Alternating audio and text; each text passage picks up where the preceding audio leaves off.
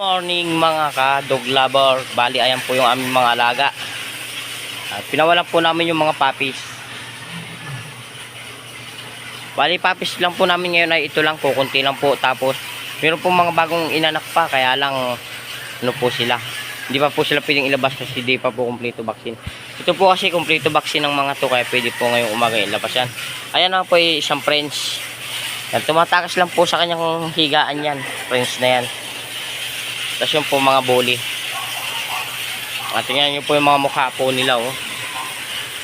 Iba-iba po sila ng mukha, mga ka-dog lovers, kasi iba-iba po yung kanilang tatay at nanay. Sila na po yung mga natira. Pero tingnan nyo naman po yung mga katawan nila, mga butsog. Tingnan nyo po isa na yun, oh. Yun. Yung maliit na yun. Meron din po pala kami dito mga mini bully. Kung saan, maliliit po talaga silang bully. Ito po ang French na to ay maliit, pero mas maliit pa po dito na bully. Ay, pero ano ba yan? Lamok? May lamok ka sa ulo, ah.